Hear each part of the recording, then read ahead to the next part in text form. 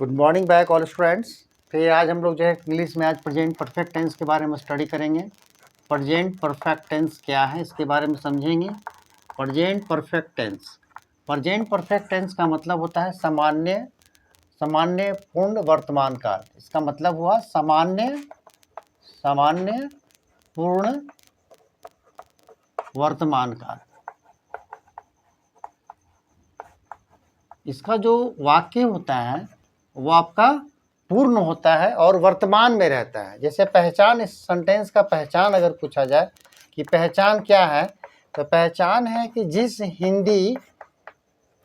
हिंदी वाक्य क्रिया के अंत में, जिस हिंदी वाक्य क्रिया के अंत में चुका है, चुकी है, चुके हैं, या है, ये हैं, ई है इत्यादि लगा रहे हैं,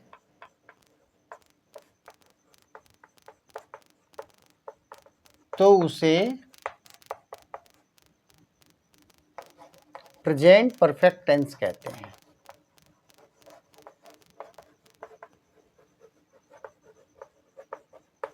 प्रेजेंट परफेक्ट टेंस कहते हैं। जैसे एग्जाम्पल के तौर पर हिंदी में लिया जाए तो जैसे मैं पढ़ चुका हूँ। यहाँ जो पढ़ना जो है एक क्रिया है और क्रिया के अंत में क्या है, पढ़ चुका हूँ। तो अभी मैं चुका हूँ, चुकी हूँ जैसे इत्यादि लगा रहे तो उसको हम लोग कहते हैं। जैसे कि मैं पढ़ चुका हूँ, तो यहाँ चुका जो है शब्द है, उसके बाद है, मतलब कि ये आपका प्रेजेंट परफेक्ट टेंस है।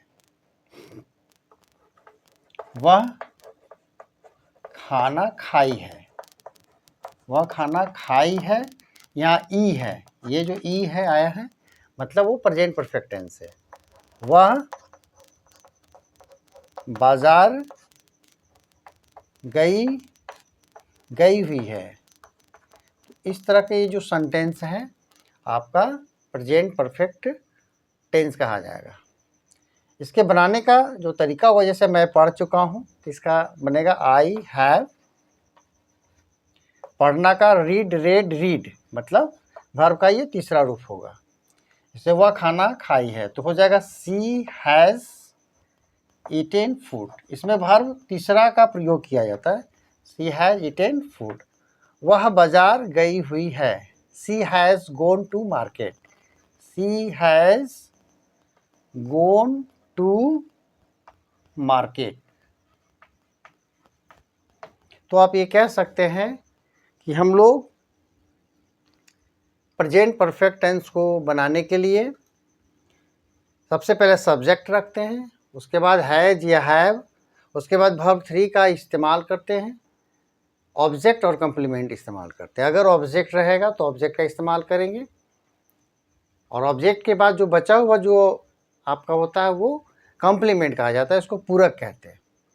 तो इस तरीक़ा से हम लोग इसको ट्रांसलेट करते हैं। तो इसका ट्रांसलेट करने का जो स्ट्रक्चर होगा वो स्ट्रक्चर को हम लोग लिखेंगे और समझेंगे किस तरह का स्ट्रक्चर होता है।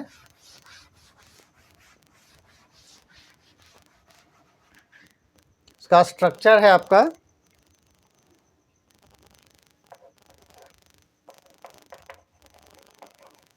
स्ट्रक्चर सब्जेक्ट 1 और सब्जेक्ट 2 के साथ आपका हैव का प्रयोग होता है। उसके बाद वर्ब 3 का प्रयोग होता है, ऑब्जेक्ट बाय कंप्लीमेंट। दूसरा होता है सब्जेक्ट 3 के साथ हैज़ का प्रयोग होता है, वर्ब 3 का प्रयोग होता है, ऑब्जेक्ट बाय कंप्लीमेंट। एग्जाम्पल के तौर पर सब्जेक्ट 1 आई हुआ, आई हैव ईटेन फूड, मैं खाना खा चुका हूँ।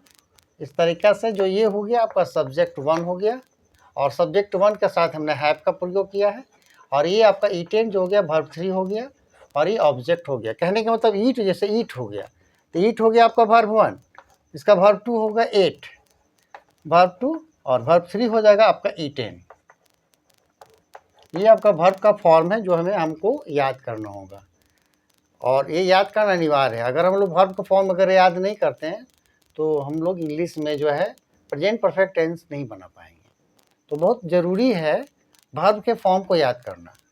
जैसे मान लीजिए कि सी हैज़, अब सी के साथ S3 के साथ रहते तो सी हैज़ रिटेन ए लेटर, वह एक पत्र लिख चुकी है, रिटेन ए लेटर।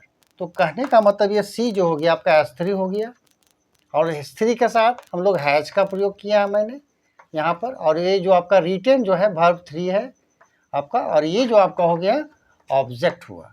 तो हम लोग यहाँ पर क्या समझे, हम लोग ये समझ रहे हैं कि हम लोग स्ट्रक्चर को अगर ध्यान में रख लेते हैं तो हम सेंटेंस को एकदम बखूबी सही तरीक़ा से कंपोज कर सकते हैं, ट्रांसलेट कर सकते हैं, हिंदी को अंग्रेजी में ट्रांसलेट कर सकते हैं। और बहुत ही सिंपल है, बस हमको केवल ध्यान रखना है इसमें वर्ब का फॉर्म को। अगर वर्ब के फॉर्म को अगर हम लोग याद रखें तो हमें इसमें किसी भी प्रकार का दिक्कत नहीं होगा। तो आप ये स्ट्रक्चर को लिखें, समझ रहे हैं, लिखिए। ये सब्जेक्ट 1 है और ये सब्जेक्ट 2।